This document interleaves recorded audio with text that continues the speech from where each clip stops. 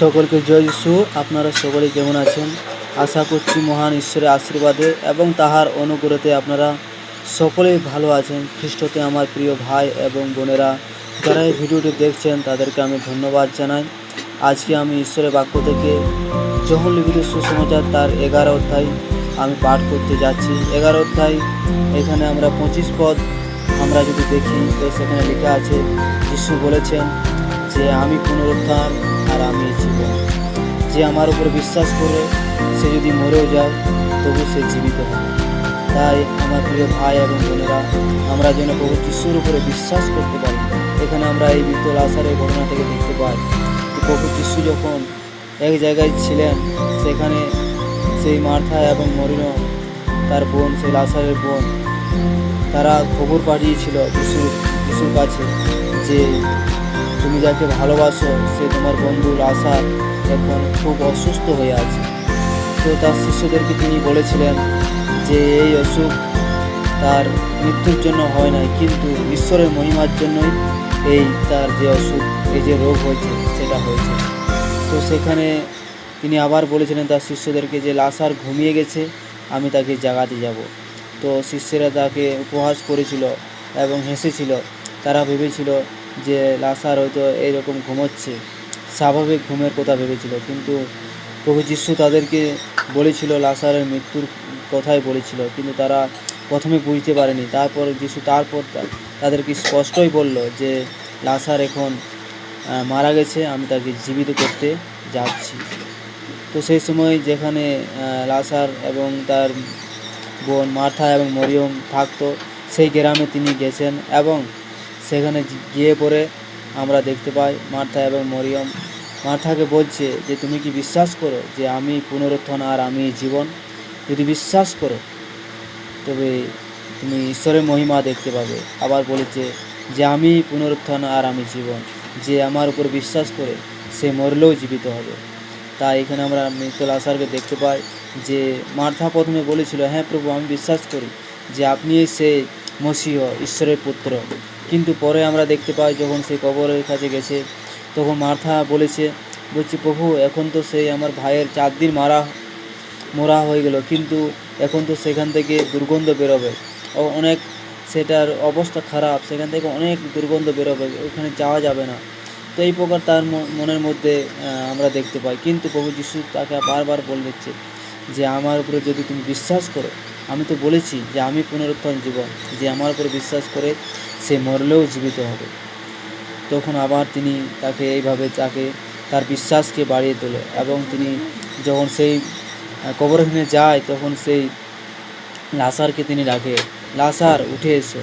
তখন সেই লাজার কবর থেকে আমরা দেখতে পাই যে তারপর বেরিয়ে আসছে। তার অবস্থা সেই রকম ছিল যে পুরো দেহ তার কাপড় চোপড়ে বাঁধা ছিল এবং সেই অবস্থায় তিনি কবর থেকে বেরিয়ে এসেছিলেন, আমরা এখানে দেখতে পাই। তো ঈশ্বর আমাদের জীবন থেকেও এই প্রকার ঈশ্বরের মহিমাকে প্রকট করতে চায়, কিন্তু আমরা কি করি? আমরা অনেক সময় সেটা সুযোগ দিই না, সুযোগে আমরা হাতছাড়া করে ফেলি। তাই ঈশ্বর আমাদের উপরে কিছু করতে পারে না।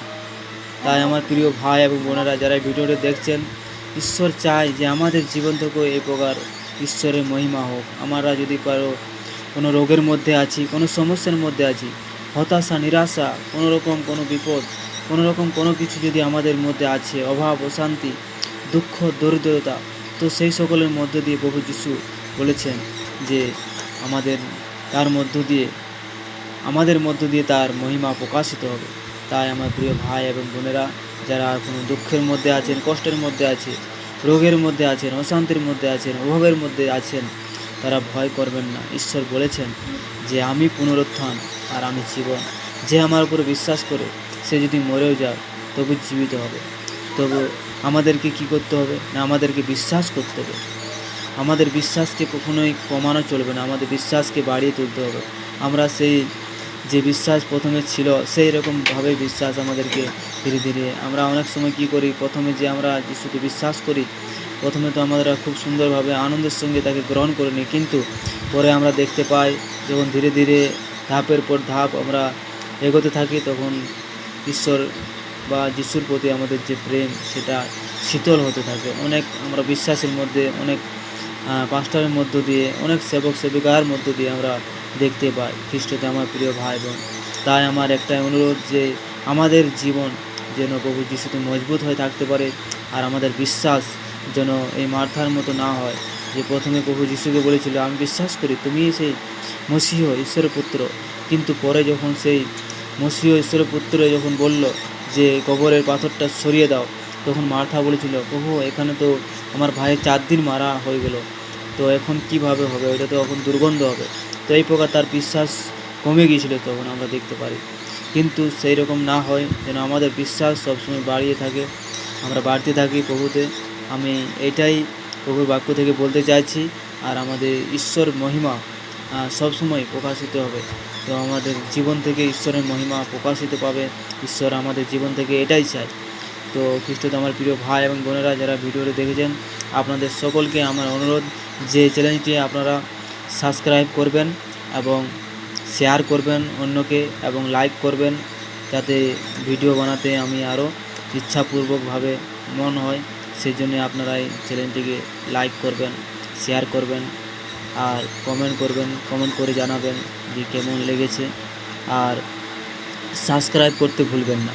তো খ্রিস্টতে আমার প্রিয় ভাই বোনেরা সকলকে আমি এখানে আমার বাক্য শেষ করছি। প্রভু যিশুকে আমি ধন্যবাদ জানাচ্ছি, আর যারা ভিডিও দেখে তাদেরকেও আমি ধন্যবাদ জানাচ্ছি আরেকবার। আর আমি বলতে চাইছি সকলকে জয় যিশু, আর শেষবারের মতো সকলকে ধন্যবাদ। জয় যিশু।